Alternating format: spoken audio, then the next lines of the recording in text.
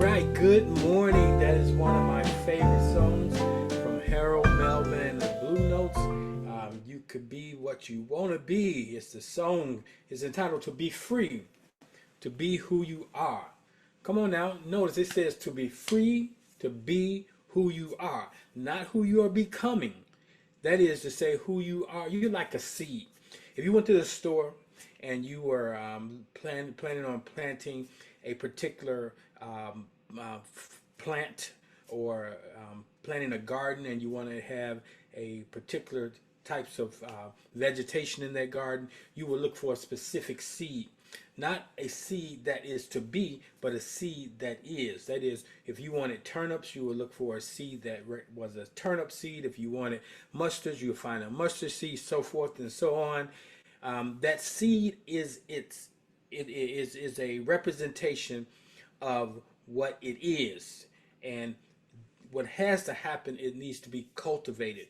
And each of us, like a seed, we have a design, we have a potential, and that potential is waiting to come from the spiritual realm where everything is complete to the natural realm where we now see the process and we see the fruit of that which was an idea. Good morning. I am Asar, or Greg Stanton, also known as Asar. I welcome each of you to this morning's teaching, Spirit of Successful Living. I pray you had a wonderful week, that you grew through all the things that you went through. So this morning, we want to step into a conversation regarding to win in life requires luck, and we're going to explore that. I want to say, first of all, to those who are joining us in the Zoom room this morning, I see we do have a couple of participants who are responding to the question there. The question was, where state are you coming in from this morning? We have Illinois represented, although I see in the board the number of people that's there. I know what state you're from, but I want you to be participatory this morning. Good morning, Michigan. Good morning, Illinois. I see you guys registered there on the board. Good morning to those of you who are in the YouTube room this morning. You too can drop in. We have someone from the United Kingdom. Hello there, Deborah. We are glad you are joining us from the other side of the pond. We have someone from Illinois. There you go. Dorothy, good to see you. I'm not going to necessarily call the names of all the people, but I want to acknowledge that we are reaching those outside of our local area. As you can see in the background, this is Oasis Spiritual Center for Divine Living. Oasis everywhere. Now, why do I call it Oasis everywhere? This is the platform by which I reach the masses, per se. We're not limited by proximity. So it's Oasis everywhere. Anywhere you're tuning in from is the everywhere. So I'm glad that we have this platform that's been going for quite a while and it's been fruitful. So this morning, we want to step inside of this conversation. In this conversation, the question is, are you ready to unlock the secrets of winning in life? I have yet to meet an individual who starts off in life and say they want to lose. Everybody projects, whether they say it directly or indirectly, that they desire to win in life. So this morning's message on how true luck, and that's L.U.C.K, an acrostic, can transform your journey to success. To win in life really does require luck, but not the luck that the world talks about, which we are exploring. The luck principle that I'm talking about is foundational to winning. So as we dive into these principles this morning, we're going to redefine luck as more than just a stroke of chance. We're going to learn how aligning your mindset with the right principles can pave the way for lasting success. We're going to move away from games of chance. Now, most of us play games of chance, have played games of chance, not for the sheer excitement of participating in a game, but we are playing a game of chance hoping to get a particular outcome. The illusion of a windfall that comes with playing games of chance. So we're going to discover why games of chance, why they are enticing, only offer a feeling or temporary a temporary solution to what is you're expecting. We're going to look at a more perfect way, a path to true success. We're going to uncover a more perfect way to achieve your goals beyond mere luck as the world describes it. I want to help you begin to embrace a few strategies that fosters genuine growth and um, long-term success and triumph. So let us dive in this morning. As I go through, if you have a question, you can raise your hand or you could ascribe it to a piece of paper. And at some point in today's presentation, we'll have the opportunity to have a dialogue. This presentation is only meant to introduce you to the topic, have you something to think about all week long. It's not about just grabbing information. It's not about leaving here inspired this morning. It's leaving here this morning with something on your mind that could lead to true transformation. So when we talk about luck, it's traditionally defined as the occurrence of events by chance in a favorable or unfavorable way. It is often viewed as random and unpredictable force that influences your life and the lives of others and the outcomes without any control or planning. That's what luck is. Some of the key aspects of traditional definition of luck, when we begin to explore that, is chance and randomness. Luck is typically associated with events that happen by chance rather than through deliberate efforts of into intention. And when I talk to individuals in my coaching practice, most people have the belief that things have just happened to them by chance, randomly. They are not able to connect the dots as to you have in your life what you have emitted. That is the frequency that frequently emits from you is that what's manifests what comes to you. So if you are in a state of poverty, you're probably emitting a vibrational frequency of that, and it's not by chance. Another concept when we talk about luck is favorability. Luck is usually described in terms of good luck, positive outcomes, and bad luck, negative outcomes, or being favored. People oftentimes say favor ain't fair, as if God is running around blessing this person and not blessing that person. Then that is partiality.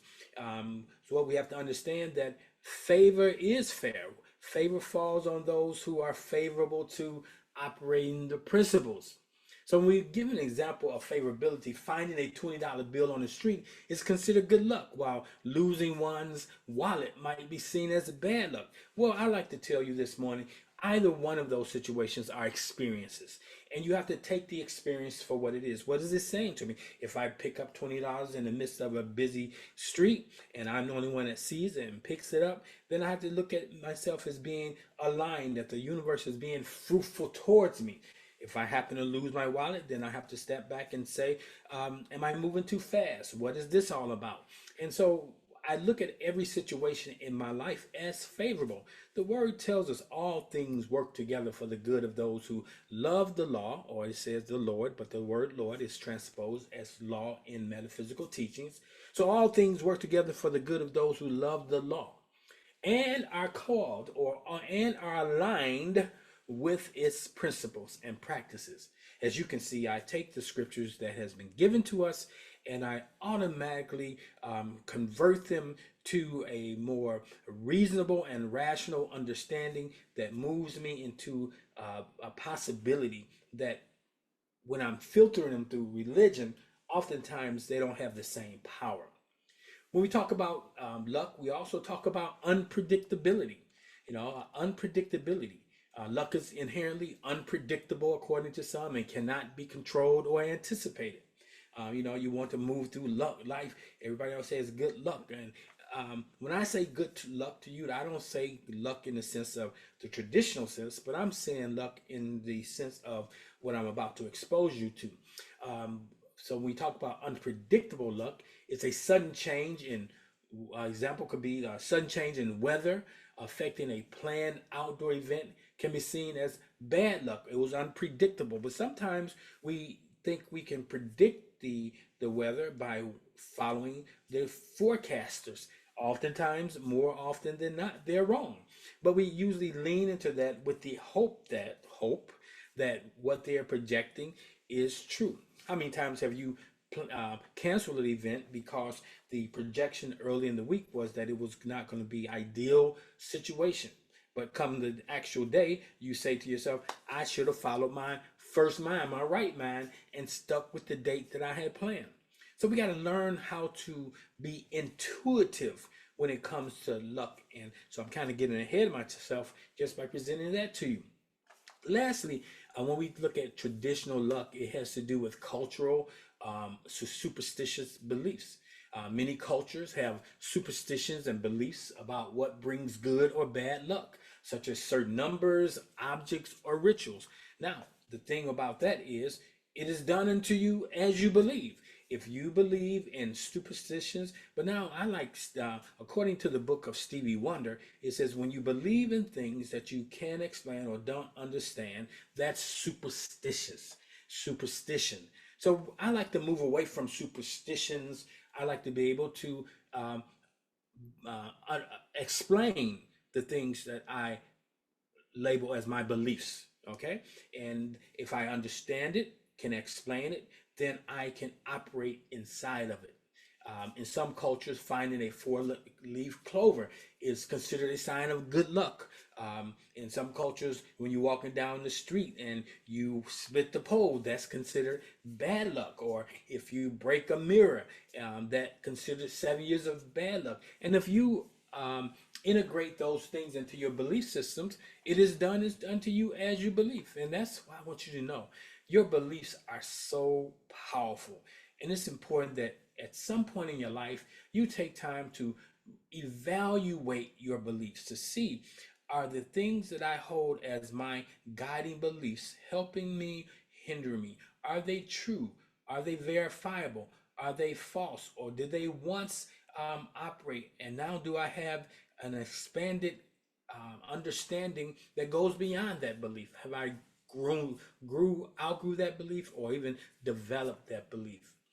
Another thing when it talks about traditional luck, yeah, it's influence on events and outcome. Luck is believed to play a role in determining the success or failure in our lives. And people believe that, well, I hope that I have a good luck going forward. We often give that as the salutation to people, good luck when they take off to go somewhere, when they start a new venture, when they graduate, when this month is the month of matriculation for so many high school students and grammar school students and college, whatever level, and the salutation is often met with good luck, uh, as if you're going to need luck. Now, part of that is true. You do need luck to be successful in life, but not the luck that I've been talking about. Traditional luck is seen as a force of chance that brings about favorable or unfavorable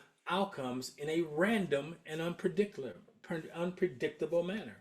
No, and I don't believe that you have to live life just being subject to random things or unpredictable things. We have to understand that our lives are often associated with what we believe, and if we believe in um, luck, and as the world defines it, chance, then there's a chance that things will happen for you and a chance that it won't happen for you. I have a distinctive perspective on luck, viewing it not as a random occurrence, but as something we can actively create and attract into our lives through a variety of things that we can do to make that happen. So I look at luck differently. I look at luck from this perspective: L.U.C.K. The L means living, U under, C correct, K knowledge. That's right. The acoustic, living under correct knowledge. When I say good luck, I'm sending you off with a salutation of live, learn to live under correct knowledge. So L to the second power, learn to live under correct knowledge. What do you think about that? Give me a thumbs up if that's insightful for you. make a statement right here in regards to that. So luck is L to the second power, living under correct knowledge. And that's what I want you to begin to think about as we move forward this morning. In addition to that, this Tuesday, when we go into the master school on Tuesday nights, which is no longer um, on the YouTube channel. So you have to make sure you join the Tuesday night in order that you may participate and get that. So awesome. We see Missouri dropped in this morning. Good morning, Missouri. Let me see what else is going on over here. Anything over? I have a couple of Deborahs there this morning. Good to see all of you this morning in the YouTube channel. So let me drop back into the conversation. Um, so again, I was saying that I have a distinct perspective on luck, and I look at luck from L to the second power, which is learning to live under correct knowledge. So think about that all week. Am I living under correct knowledge, or am I living according to the dictates of the world? So let's talk about that in order to be successful. Now, you can go through life as a mere man, and you will live a life with chance and randomness. One, because you probably don't understand that you create the life you live. But one of the things we teach here at the Oasis Spiritual Center, or Oasis Everywhere, Oasis Anywhere, um, is that you are the captain of your ship, that you are the artist before the canvas. You create. And some people say you're giving yourself more power than you actually have. No, the reality is, I realize that we're more powerful than we have been taught to believe. If you take some time and go back through the scriptures that many of us who are on this feed, have strong familiarity with, really exegete Genesis chapter 1, chapter 2, chapter 3, you will understand that man's original design. You will understand why traditional man, humankind is in the state that it's in. But then when you start reading that New Testament, and you see the example of the messenger, and his message was that he came that he could exemplify how we are to live as divine spiritual beings as we were originally created. You don't live under luck in the sense of the world. You live in alignment with an understanding of the principles, and not only an understanding of the principles, but a actual living through the principles. And the principles, are the ones that you practice. We live in a day and age where people think they know things just because they are knowledgeable of it. But if you're not applying it, then you don't know it. To know something means you're intimate with it, that you're practicing it, that you're engaging it, and you see the fruitfulness of that thing. So I like to look at luck from the spiritual aspect of the spiritual man. A man with a recreated spirit, as understood in in a spiritual context of new thought, often emphasizes living in alignment with divine guidance, or the inner voice of the spirit. So we need to know that we don't live according to the intellect, but we live according to the intuition. Uh, Animals, individuals who are not aligned spiritually with source, move through life what I call 5G. They move through the sensory realm. They don't move with the hookup of Wi-Fi. They move according to what they feel. They move according to what they know from the sensory, from the what they stored in their brain, from the experiences, from the information they've read, the things they hold in their head. But those of us who are new creations, we don't live from the head, but we live from the heart. But we also integrate the things that are in the file cabinet and use them with the wisdom at the timing that the intuitive nudge, or our silent partner, guides us. And that's important. So, 2 Corinthians is a great scripture, chapter 5, verse 17. Therefore, if anyone has the aligned Christ mind. Notice how I've changed that. It says, therefore, if anyone be in Christ, but I want to change it to give it a little bit more clarity. Therefore, if anyone has the aligned Christ mind, the new creation has come. The old is gone, the new is here. That is, you have the capacity now to do things that you could not do under the old mind, under the carnal mind, under the uncreated spirit. But with the renewed mind, that is the mind that's now, when I say the renewed mind, that is saying that your human mind or your brain, your sensory self, is now connected to the Wi-Fi, which is the greater mind, versus just being connected to the 5G, the sensory self. Things now become new. You have a new possibility. When we look at this verse, this verse particular is the one that talks about transformation that occurs when you embrace a new spiritual life aligned with source as an aspect of source. Now, not only to be aligned with source, but as an aspect of source, symbolizing the recreation or renewal of your spirit. You are now, when we talk about being born again in a traditional church, what we're really talking about, our spirits being aligned, realigned with its original intent to be infused. You cannot run a kingdom program, a source or a God program with the natural mind. For the word says that your natural mind is at enmity, or it's an enemy. It cannot even comprehend spiritual things. For all of us have had the kingdom of God within us, the kingdom of heaven within us since we came into the earth. But most of us not even aware, because it's not something that is to be seen with the natural eyes or the sensory self. It's a spiritual concept that can only be embraced, can only be seen with the spiritual eye of man. So when we look at Romans 8 and 6 to contrast 2 Corinthians 5 and 17, it says the mind governed by the flesh. Okay, the mind that is governed by the flesh, or the spirit that is governed by the flesh. Okay, the spirit that is governed by the flesh is death, but the spirit governed by the spirit, meaning the divine spirit, is life and peace. I break it down like that so you can see your mind can be your spirit, which oftentimes in the Bible, when it says mind, when people say mind, they're really talking about spirit. And you got to be able to differentiate when they're talking about the human mind, which then they're talking about the brain, they're talking about the reasoning faculty. And then, so you want to be careful. Hold on, my phone is, I got to make sure something giving me a feedback there. So what we have to understand is, excuse me one second. We have to be conscious that we're either talking about the spirit or we're talking about the soulish realm.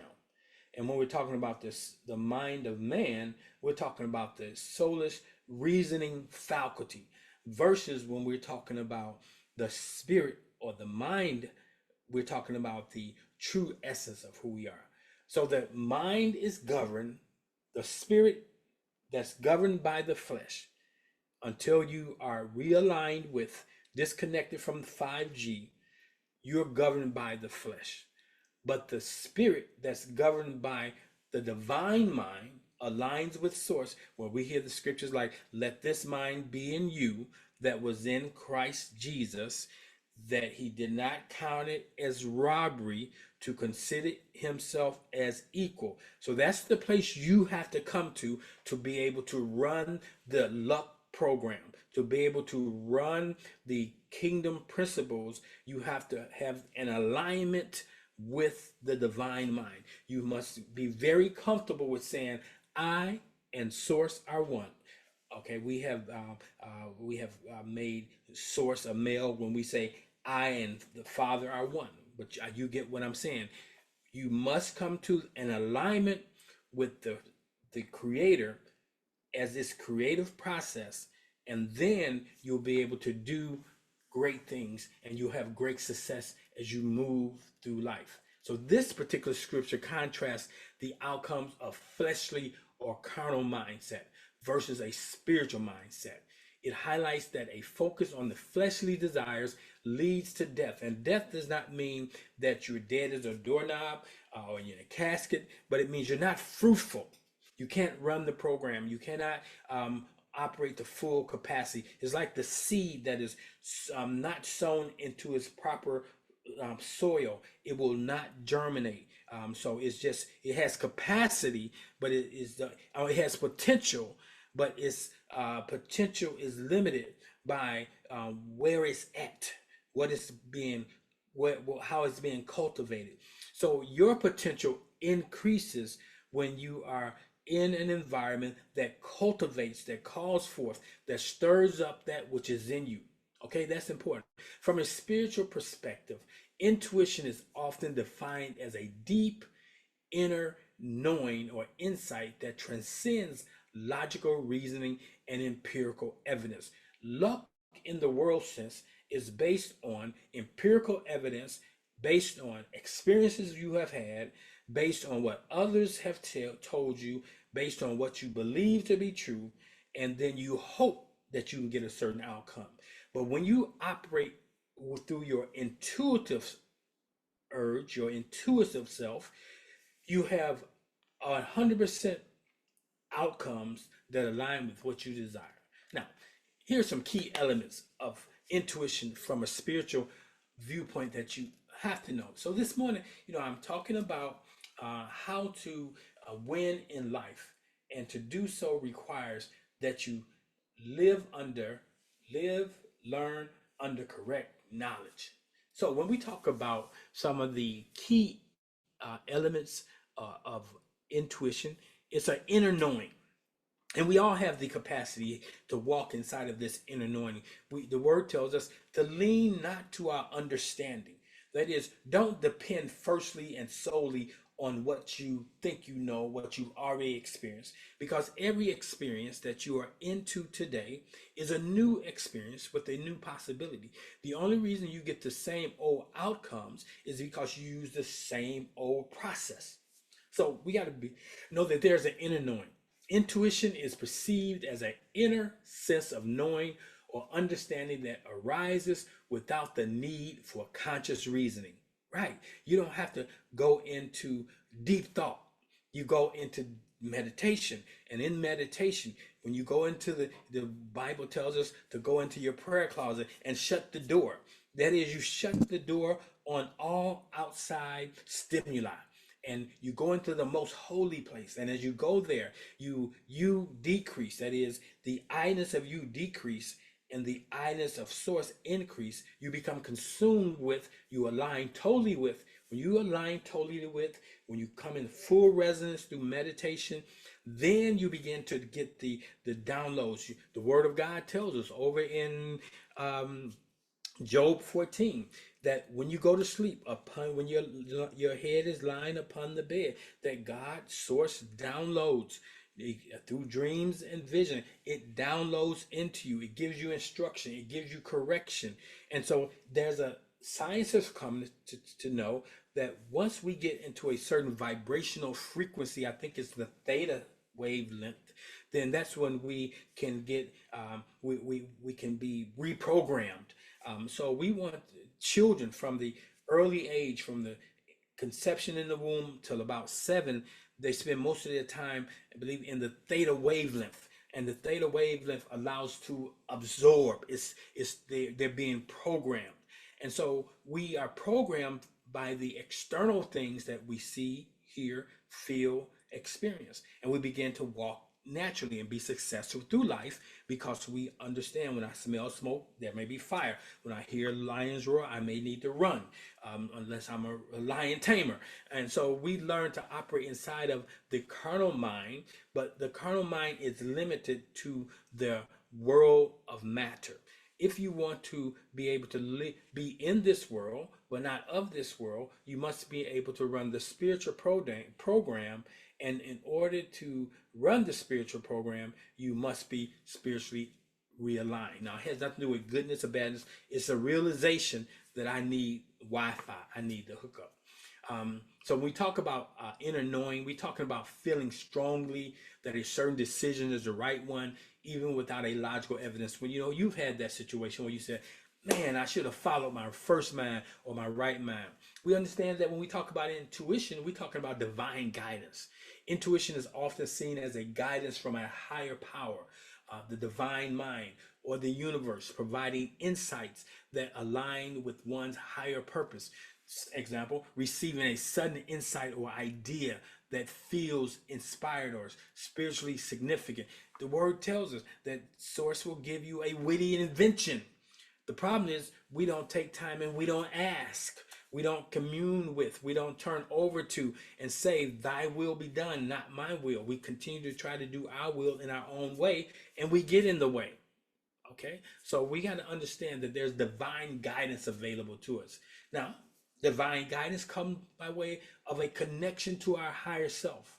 Intuition is viewed as a connection to one's higher self, okay, or soul, okay, offering perspectives that are in harmony with one's true nature and spiritual path. So, what is your true nature? Man is a divine spiritual being. Man is not just a human being. Those who are operate over identify with their phenotype, over identify with their culture, over identify with the natural things. You're a human being, and there's nothing wrong with a human being. It gives you the opportunity to operate inside of this natural world. But the problem with being a human being, you're subject to chance. You're subject to, you don't have good success. You have hit and miss situations. However, when you walk as a divine spiritual being, you always have great success. You may say, wait a minute, I don't always have success. No, when you put things in their proper perspective, you learn that every situation, every circumstance, those which are pleasing, those which are challenging, they are learning moments. So it's important that we understand we have a connection to our higher self. An example of that being an intuitive nudge to pursue a path that feels deeply resonant with your spiritual goals, not just with the things that you to appease the flesh satisfaction, but that deep thing that you know you should be doing, the call that you have on your life. Like many of you who are in this conversation this morning, that you know there's a unique call on your life, particularly as it pertains to your spiritual path that you came into. You came into life into this spiritual path. For many of you, it was Christianity. Sadly, though, it was adulterated. But because you knew it was the right path, you're following the bread trail back, and you're moving beyond Christianity as it was given to us by the Western man. And we go step back into the continent where we find many of these principles, practices that we are being taught. They're foundational from there. So we got to know that we have a connection to a higher self than just our human self. And we have to learn, when you're talking about intuition, you live beyond logical thought. Okay, so some things just don't add up. You can't just live inside of logic. Intuition operates beyond the confines of logical thought and analysis. You know, we have analysis paralysis. You can't even make a decision because you keep analyzing something, providing insights that may not be immediate, explainable by rational means. When we talk about logic, it has to be explainable, it has to be rational, but to walk by faith is sometimes it's always unexplainable. No, it is explainable by those who understand the law, but to the human man is unexplainable. Knowing how to solve a problem or handle a situation without being able to articulate the reasoning process behind it is an example of living outside of logic. You know, we live in a day and age where people ascribe greatness to, have you matriculated through the schools of higher learning, what degree you have, as if to have a degree qualifies you to do something more so than a person without the degree. Even our doctors who have spent so many years in medical school, they still practice medicine. They don't know medicine. Matter of fact, they don't even control medicine. Big pharma controls the medicine. And so, like many of our preachers, the doctors are prescribing that which is paying them. Many preachers are prescribing or holding people hostage to the traditions of the religious faith that they've been given, because that's what side their bread is buttered on.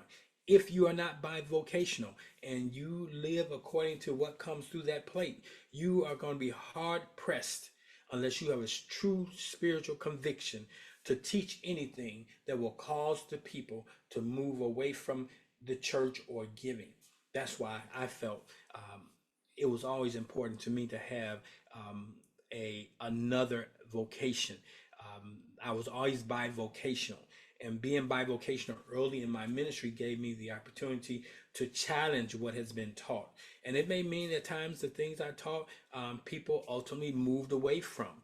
But then there was that core group that resonated and they stuck around. And here I am 40 years later, and I still have those people are still part of my life. And they always talk about the times when we were challenging the traditional beliefs. So you must know that logic won't always be the way you need to go, but we learn to use logic. One thing about intuition is about being immediate and spontaneous.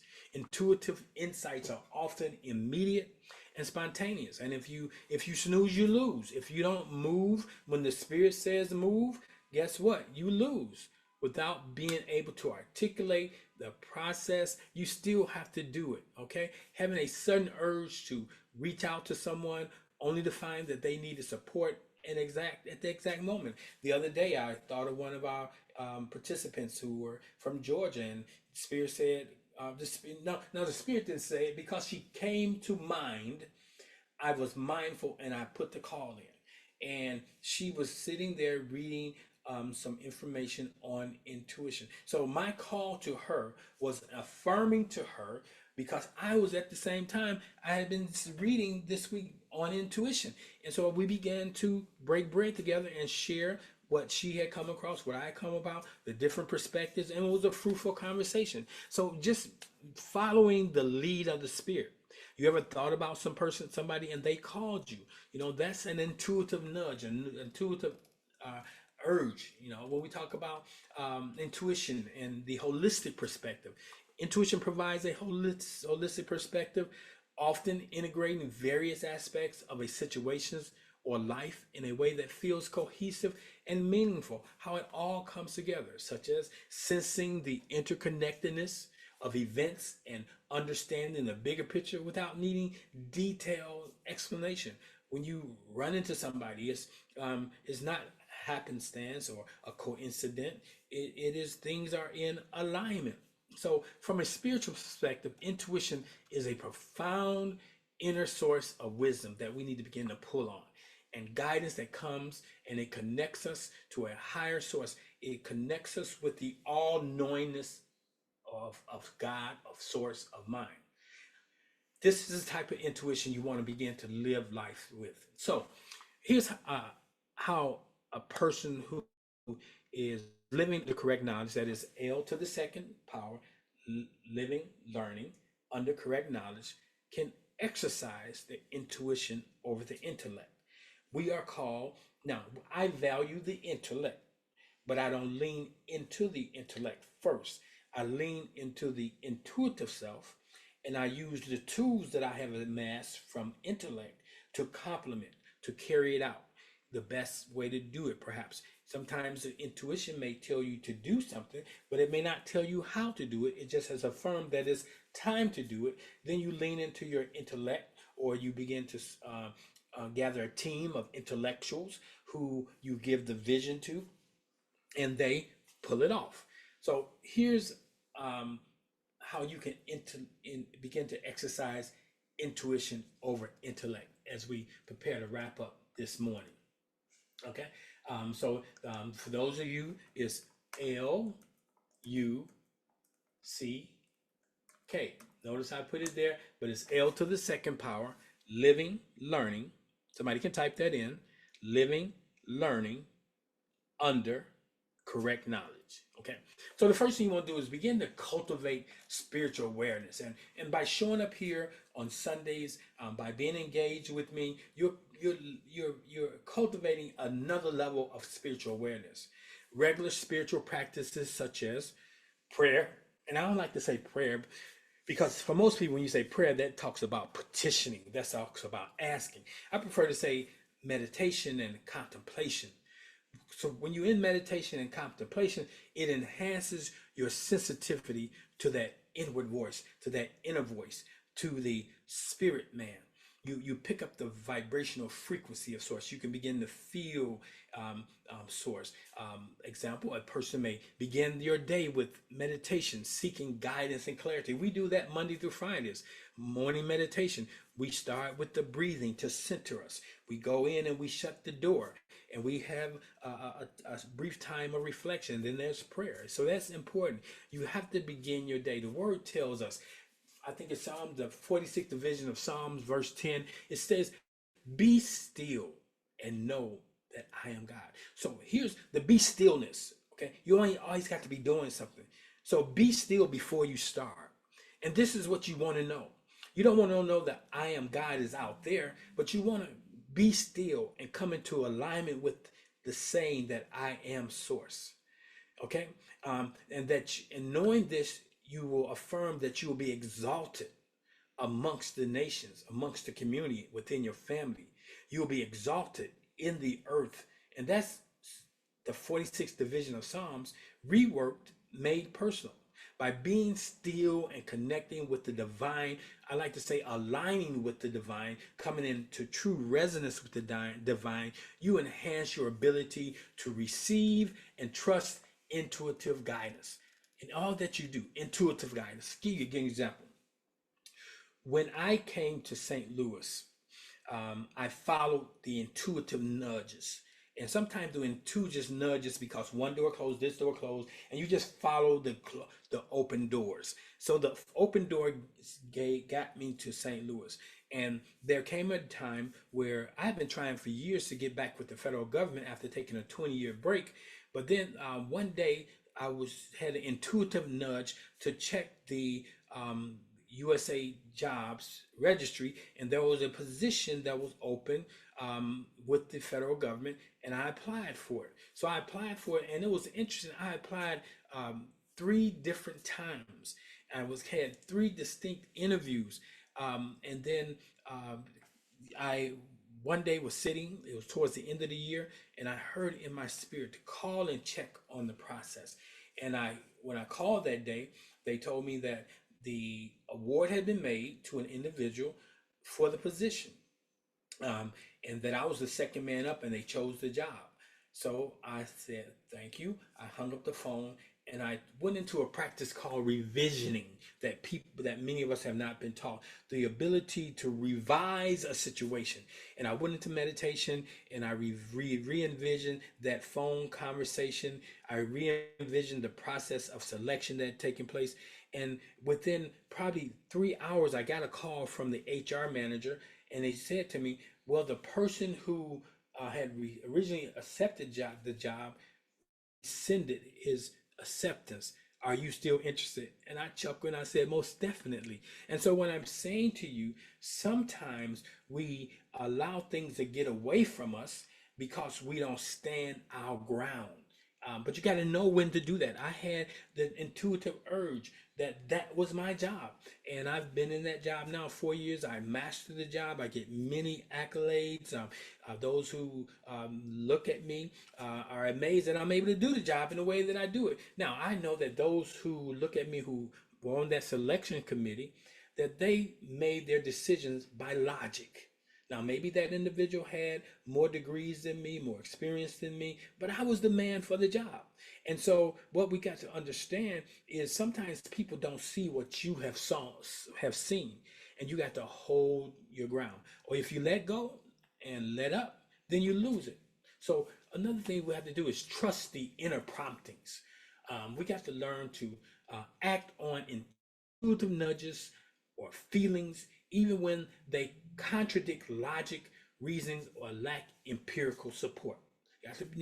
Now, this comes with walking with source, aligning with source.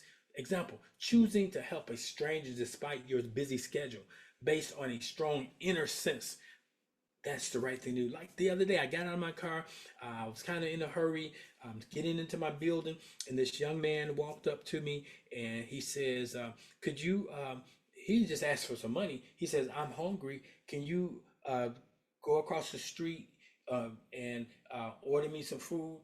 And my first mind was, Man, I'm on a schedule. But my intuitive nudge said do it. So I said yes. I closed the door, locked in the car, walked over with him to the restaurant, ordered his food. Didn't try to proselytize him, didn't try to convert him. I shared my name, because if it meant to be, he's going to reconnect with me. And he was excited. He told the story, but I didn't let him into the story. I was there to do what I came to do.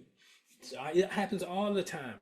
The other morning I was sitting at breakfast and young brother came in, well dressed, and I was listening. He was asking for the price of everything, and then when he ordered his food, he didn't have enough money. He said, "Forget it." He walked out. I left the restaurant. I said, "Yo, brother, you hungry?" Intuitive nudge, because listen, I've been hungry before. And I've come to the place where I've learned that anytime I was hungry, Source always provided. And sometimes Source uses other people. Sometimes you got to be willing to you got to be open to receive as well as open to give. Too many of us are on the recipient end of things, always asking God or Source to do something for us, to us, where we very seldom stand in the space as Source doing something for someone else. I have a survey out there right now, and one of the questions in the survey has to do with why individuals. Many people have been with the ministry for a long, or visiting the ministry for a long time, and have never given anything. And in the survey, which is anonymous, the person said, "Because I don't know what you do with the money." Now, see, that's the wrong mindset. He's missing the whole thing. Um, that individual can, I don't know, he or she keeps coming back because they get value. I don't know what you do with what I give you, but I do what I'm supposed to do. So just the mindset of people, and that helps me understand maybe I need to articulate a little clearer that you don't give necessarily to receive, or you don't give necessarily because the outcomes is what you want, or it's going to be used how you want it to be used. Sometimes you just give. Like a person's hungry, I don't ask them, what you gonna do with this $5? I give it to them with the expectation that they're gonna do what represents their highest and greatest good. So we gotta trust the promptings. You gotta also seek divine wisdom. Regularly asking. Now, many of us don't do that. Asking for divine wisdom and clarity to make decisions that are aligned with spiritual values. Asking Source to reveal to you what its will is, instead of staying in your head trying to figure out what is it that you desire.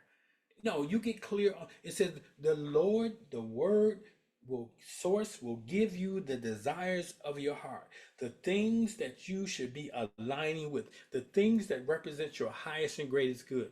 So before making significant decisions such as your career changes, your investments, who you're going to do this with, where you're going to go, seek divine guidance through meditation. Start your day in meditation.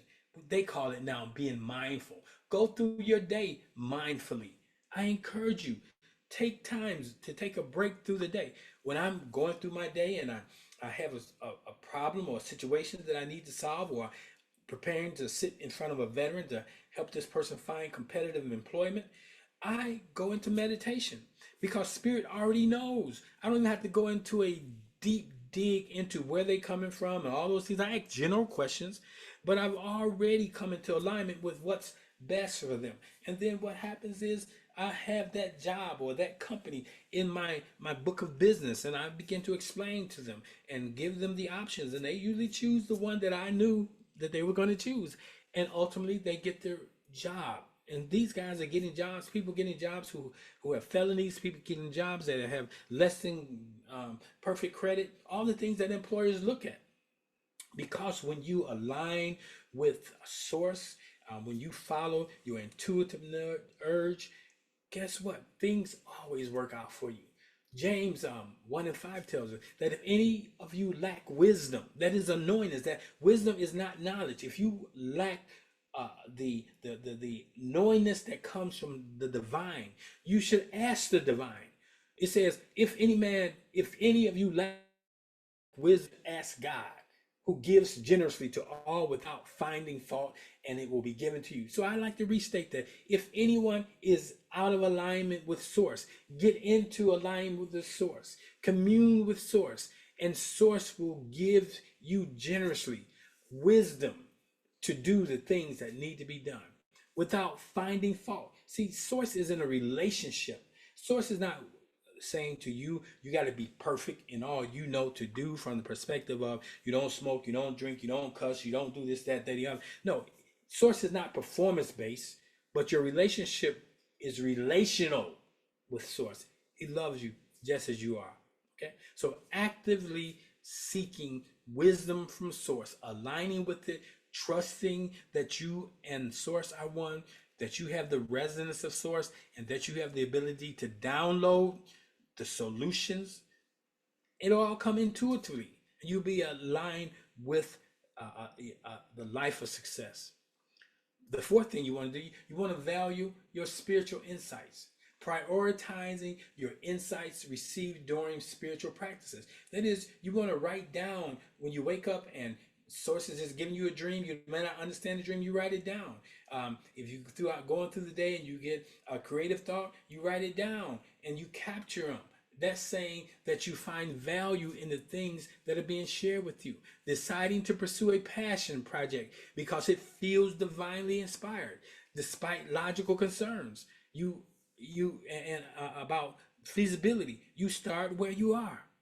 There's a scripture that supports that. Trust in the Lord with all your heart. So what does it say? Trust in the law with all your heart. Notice it does not say trust in the law with all of your head. Okay? It says trust in the law with all your heart and lean not to your understanding. Notice how the the the the knowledge is called understanding because there's something that is underneath. There's a intellect is called understanding because the intuitive is an older overstanding. It stands taller.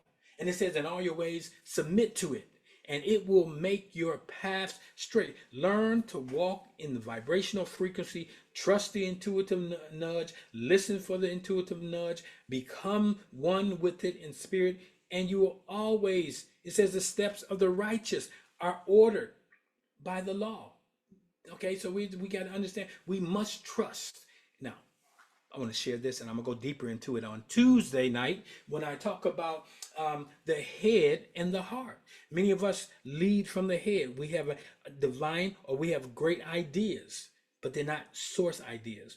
But a great idea that is not met with a feeling state, an emotional state from the heart will never come to pass. There must be a collaboration between the head and the heart. But the head has to be a heart head, Heart head, and not a heart head, heart knowledge, but a Heart. We're going to go deeper into that on Tuesday. So lastly, I want to say you got to live in harmony with divine will, aligning your actions and decisions with what is perceived as the divine will. No, as perceived, because first it's going to take some perception. But ultimately, the more you are in alignment with, you learn to hear the voice of source. You know when it's an intuitive nudge versus a physical nudge from the carnal part of who you are. And so some of this is experiential. Choosing a lifestyle or career that feels aligned with one's spiritual purpose, even if it defies conventional wisdom. You don't choose what you do based on money because guess what? Money comes to you. And whatever you desire to do in life, it don't require money to do that. Although it may require the exchange of money at some time, but it requires that you align with the state of receiving it. Scripture, we can look at Romans 12:2. Don't be conformed to the patterns of this world. Don't walk by regular luck, but walk by luck. That's L to the second power, learning, living under correct knowledge, okay? And be transformed by the renewing of your mind. Constantly renewing the human mind. Come on now. Constantly renewing the human mind, making sure there's a hookup. Now, when I have Wi-Fi on my phone, when I come into my apartment or my condo, it automatically kicks on my phone. When I leave my apartment, when I get when I leave my building, it's no longer in operation. And so if I'm on a platform or application, usually it begins to buffer And I first I didn't know what that was about. Then I come to find out that when I get out of the distance of the Wi-Fi, I now have to automatically, I have to manually cut it off so that 5G can kick in. So I know when I'm running by 5G, and I know when I'm running from Wi-Fi, it's certain things I cannot do when I'm under the 5G platform. But I know if I something that's important to me, a program I need to download, I got to find the Wi-Fi. And so I'm encouraging all of you all to know when you're moving in 5G, knowing and the limitations that come with that, knowing you need to get to a Wi-Fi when you need to get into meditation and shut the door behind you. So, summary: a man with a recreated spirit exercises intuition over intellect by fostering a deep connection with the divine, cultivating it through spiritual practices, trusting and acting on your inner promptings, seeking divine wisdom, valuing spiritual insight, aligning your life with what you perceive as the divine will. I'm telling you this. This approach involves balance, equilibrium, harmony, where intuition guided by spiritual insights takes precedence over purely intellectual reasoning, leading to a decision and actions that are deeply aligned with spiritual values and guidance. There you have it. Luck is living under correct knowledge. Luck is continuously learning how to live under correct knowledge. I hope you got that. Awesome. Well, if this has been a blessing to you, I am excited. I make space every week at this point in my presentation for those of you who have participated to participate in our offertory.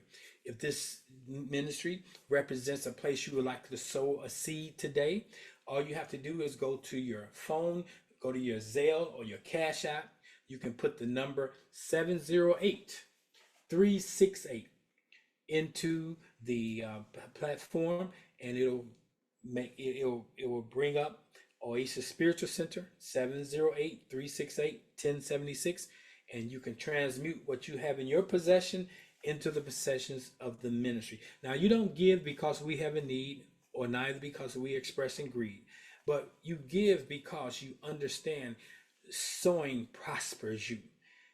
Also, your giving to this ministry says that you appreciate what it is you received. So right now, this morning, those who are participating, take in your imaginary hand, imaginary mind, a seed, a seed of significance. Now, what is a seed of significance? It's the seed that you're going to sow. And I want you to repeat after me. In my hand, in my mind, I hold a seed. I now sow this seed that it may prosper where it goes and where it grows. Circulate, circulate, circulate. May money continue to come in and money continue to go out in your life. So let's open up the floor for a few questions. If there's questions, I do want to remind you all that every Monday through Friday at 6 a.m. Central Standard Time, we have the morning meditation. You can find that on the website, oasisspiritualcenter.com or oasisnewthoughtcenter.com. You can go out there, poke around, and find out what is there for you. If you want to know more about what we're teaching, if you want to grab other teachings of this sort, you can go to the Oasis Center. You can go to the Oasis Spiritual Center YouTube channel, and you will find all of the YouTubes that I have, over 300. You can make sure you subscribe and like. All right, good. So let's see what we have here. Living, learning under correct knowledge. Thank you for putting that out there, Cheryl. Rod says, source is not performance based. That is right. Now, here's the thing. Source is performance, but source is not performance based from the perspective of its relational with us is not based on a performance. It's based on, matter of fact, as it pertains to you, the be stillness of your life says you trust source, come in alignment with it. I like that. This has freed us from a religious mindset. Yeah, we have to move away from that. We have all been held hostage to religion. Has done a job on most of us, and we often those in these teachings deal with what's a concept that I call cognitive dissonance, because our spirit man has atrophied, and so it cannot really receive the things of the spirit. And so we're trying to understand spiritual things from an intellectual perspective, from a carnal mind, which cannot grab them. So awesome. Let me see here. If you got a question, if you got a response, if you got an aha moment, go ahead and put it in the chat, or you can raise your hand and we can have a brief conversation this morning. It's good to see all of you who have joined. I would love to know what was an aha moment you perhaps walked away with. What was said that aligns with what you already knew? What was said that gave clarity? What was said that encouraged you? And I ask each of you to consider joining us on Tuesday night for Transformation Tuesday. Well, I'm not going to beat the bush. I've made the offer. I've opened the door. If you have something you want to share, or a question or concern, now's the time. I see, okay, we do have Cheryl. You have the mic. Great morning. I was just thinking about the correct knowledge. Now, as you've stated, well, I can just speak for myself personally. I was raised a Catholic. And so, I'll just say to maybe I was 18, that was what was correct knowledge, was all I knew to be correct knowledge. And then I was exposed to um, the Word of Faith Ministries, I believe. And then I was exposed to Oasis Spiritual Center. So as I've come to grow and learn about, I'll say, mm, how you say, better information, or deeper revelation or understanding. Um, there's like, so what is really correct knowledge? What is correct knowledge? And how do you distinguish, or how do you know what it is? That's a good question. So first, I want to set it up by saying this: wherever you start, at the place of your starting is perceived to be correct knowledge. Let's say truth, okay? But there's two types of truth. There's universal truth and there's personal truth. Mhm. Most of us start our journeys with a personal truth that has been given to us by our families of origin, the cultures, the communities that we grew up in. Then that truth bumps up against an intuitive nudge. There's something inside of you that says there must be more. So you went from the Catholic Church because you were not just a Catholic, but you was a practitioner. Now, people who are not practitioners of their faith can stay inside of that their entire lives and never have a desire to move anywhere else because they're not growing. But you came to a place where, okay, I'm practicing this. I'm a practitioner of the Catholic belief system. And through my practicing, the word says, study, show yourself approved, seek and you should find. Then the intuitive nudge says to you, check this out. So that took you from being a staunch Catholic to you moved into the Protestant faith and you began to follow after the teachings of the word of faith. So you're going progressively deeper. And then ultimately you had an intuitive nudge that said, listen to this person, or you had an encounter with me, and then it resonated with you. And so the truth, your personal truth, began to expand more so into a universal truth. So what we got to understand, everybody has personal truth. And it's the challenging of the personal truth, the letting go of the personal truth that causes the most consternation, causes what I like to call is the cognitive dissonance. Cognitive has to do with your reasoning, your intellect.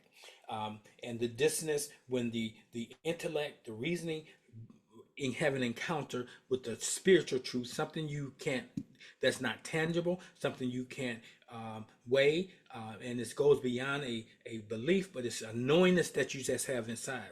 So your spiritual, your personal truth is are not always correct knowledge. Universal truth is always correct knowledge, and we Mm. are always evolving. So does that help? Does that give you clarity? Yes. Okay. Is do I need to expound more on something, or is that yes? That's good. Um, a little bit like so like now, I guess I could say my spirit is resonating with um what you're putting forth. And Okay. so it's like, mm, first I thought this was correct knowledge. Then I moved on to something else. And now I'm here. And it's like, I guess I could say it feels comfortable, or it's more like, what do you say? I resonate with the teachings. Right. And so deeper truths, until you have a resonance with them, you're going to hold on to your personal truth. When you have an encounter with a universal truth, you have a will to be exercised.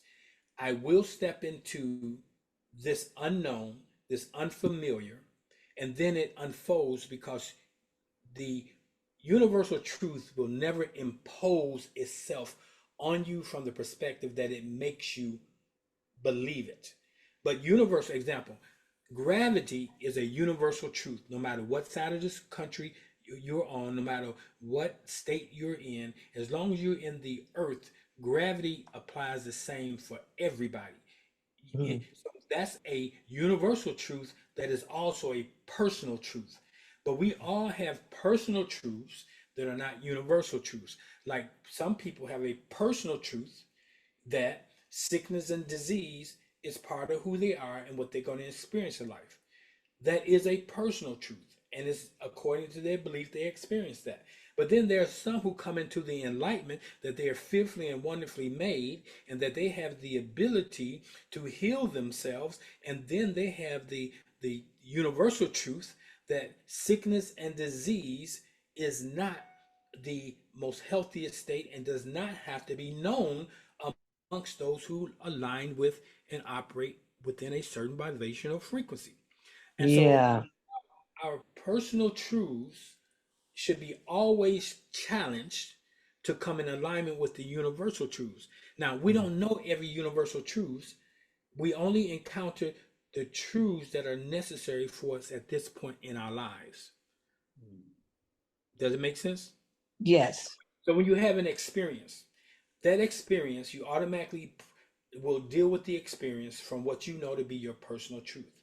If your personal truth is not able to bring a resolve to that experience, then you oftentimes may say, some people will just keep trying to do that thinking it'll change it, or you may say there must be a more perfect way. And now you may be open to an encounter you have with somebody who says, I can pray for you, I can lay hands on you, I could empower you, and you say, tell me more. And now you expand and you take on the new truth, personal truth, because of the experience. So all things do work together for our good because it allows us to grow and allows us to expand. That's a great question, and I hope that for those who have ears to hear, that that was a question that fed you guys with more understanding. The word says, "In all you're getting, get an understanding." You want to really be able to exercise, utilize, walk inside of the things that are being shared. Good question. Thanks, Cheryl. All right, as I look around the room, let me see here that I don't see any more hands. I don't see any other responses. And I want to say to each of you before we close, um, I value your presence, and it's not coincidental. You're not here just to be poured into, but many of you will have things to pour out. Many of you will have a question that it's the only place you're going to get that question answered to be right here. Not that I know all, but I'm connected to all. I'm aligned with all. And the things I don't know, I will go into meditation and seek the answer alongside of you. So as you move into this weekend, the rest of this weekend. I want you guys to have a wonderful day. Rod, good morning. I see your hand there. If you have the mic. What state are you coming in from, Rod?